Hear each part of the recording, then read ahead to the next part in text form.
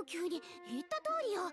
あそこには私が本気で作った魔法陣が今もモンスターを寄せつけないように。こんなバカがだけど、あれなんだか可愛く見えて。だけで実質を熊のようにうろうろして心配していた男よ。おいやめろよ。なんで見てきたみたいに言うんだよ。お前ももじもじするのはやめろ。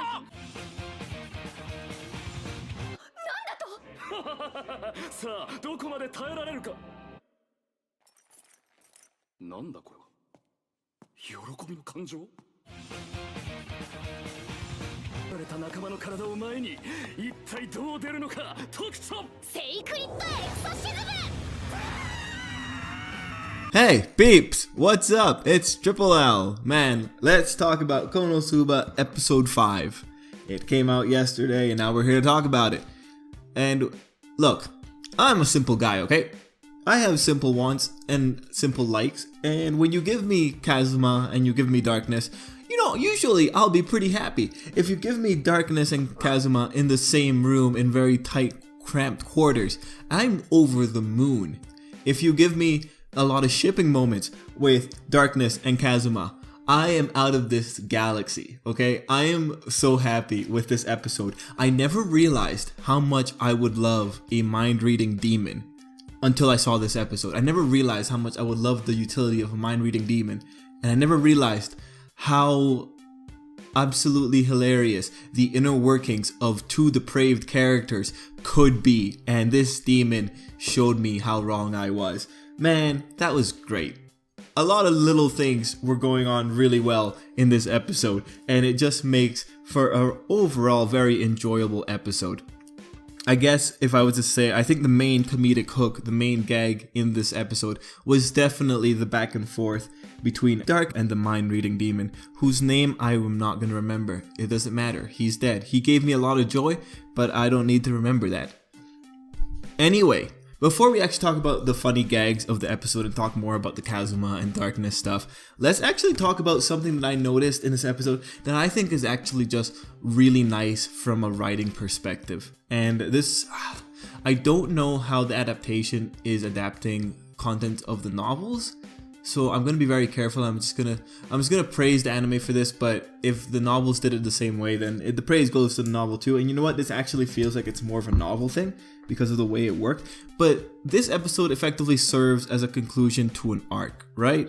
And so when you go into this episode, I think it's very neat because this episode is built on things that we've done in the last, let's see, how would I say it? You know what, actually, it's built on something that happened early in the episode. It's built on the events, I think, of episode 3.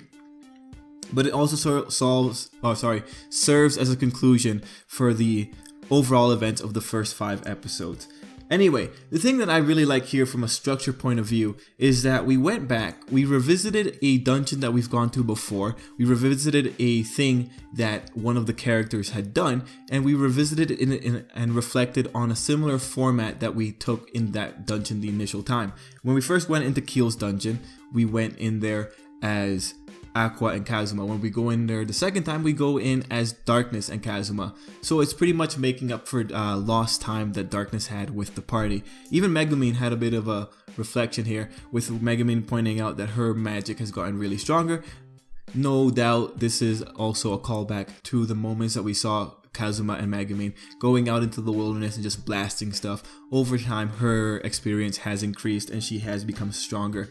Anyway, with this episode, you know, we're going back into the Keel dungeon, and overall, I think it just serves as, it's not really a bookend because we didn't start the season with this, but it's just a nice callback. It's nice that we called back to the format of the previous dungeon episode. It's nice that we're revisiting something that was done by the main characters, and it's nice that we kind of continue and we get some, I guess, clarification on what's going on with the Kazuma and Darkness joint storyline.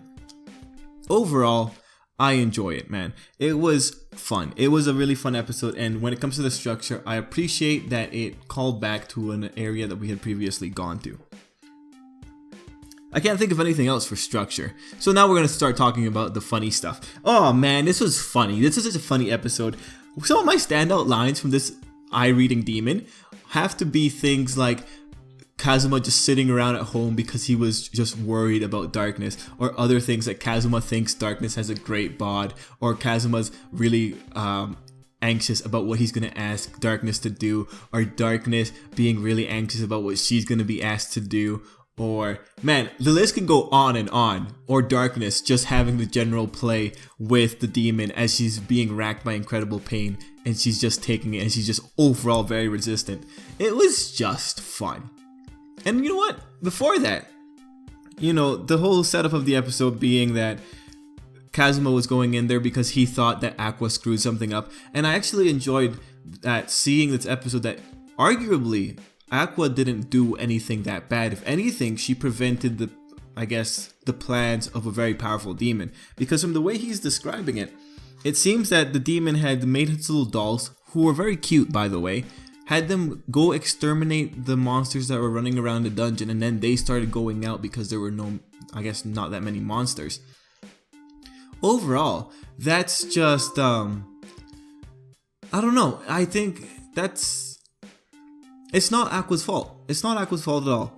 If anything, from the way that the guy was describing it, it seems like he just can't get into the room where the seal was placed. The rest of the dungeon was open rain, right?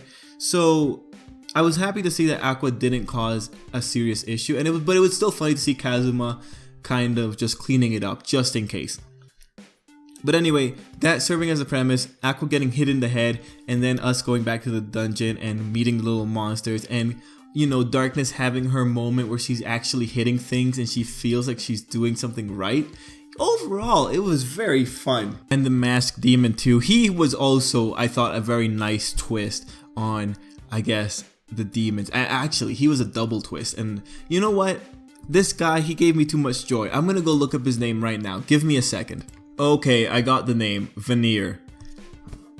Now, what was I gonna say about him? Oh right, his gag. His gag was hilarious. First off, he starts off like he wants to make the super awesome dungeon to really test adventurers, and he wants to die by the hands of an adventurer. I was like, you know, that's a nice, neat little twist, right? Like, actually make it so that this is one of those bosses from old style video games. He legitimately wants to be the final boss, and he wants to die after having those adventurers get in and find his treasure, or pretty much clear the game. But then the second twist, him watching them as they realize that they did all of that for nothing. I think that was hilarious. That was a pretty nice little twist. That's a Konosuba twist right there. So I appreciate that character a lot for that. And also the way he resigned himself at the end with Darkness. Like, yeah, we're going up together. And his general banter with Darkness was also very good. The moments that Darkness was actually in concert with him were some of the most hilarious moments, because it's like, Darkness, whose side are you on? Oh, I know, you're on the side of pain. Anyway, Vanir, good character. I wish we could have seen more of him and his little fat dolls. His fat dolls they were just very cute. Anyway, I can't praise the Vanir segment of this episode enough. And I'm trying to go through my head if there's any more standout moments in that whole exchange. But no, once it became about the banter, it was just hilarious seeing what was going on in those segments. And you know, Aqua did well too. Her sensing an evil presence, just exercising it at the moment. That was hilarious as well. And then finally Megumin having those... Well, you know, the dramatic moment of the episode was as dramatic as Konosuba gets. And everyone was sad when they were about to blast Darkness out of the world. But, you know, Darkness survived somehow. And then at the end of the episode, we get our conclusion to this arc. We get the full apology. We have Kazuma getting his debt paid off and earning 30 million in surplus. And then him just being happy at the end. I'm not gonna lie, seeing him happy at the end and that there's no twist ending, like all of a sudden Aqua did something stupid. Man, I was actually really relieved to see that. I'm happy that Kazuma finally won one. Well, you know what? He's won one before, but I'm glad that there's no strings attached to this one. Unless next episode we find out there's a giant string attached. Okay. Let's see. Anything else I want to talk about? No, you know, La Latina, as everyone's calling her that at the end. I'm actually very excited to see where Kazuma and Darkness go. You know, I want to see the culmination of Kazuma's anxiety and him asking Darkness to do something, because they are not letting it go. They're both I guess, conscious of that request happening. So I hope they don't drop it. I really want to see where it goes. And Kazuma talked about being tempted multiple times in this episode. So, or rather, the demon talked about Kazuma being tempted multiple times. I really just want to see that payoff. I just wanted the payoff, and seeing that this episode continued with that thread, I'm actually pretty excited that we might actually get the payoff.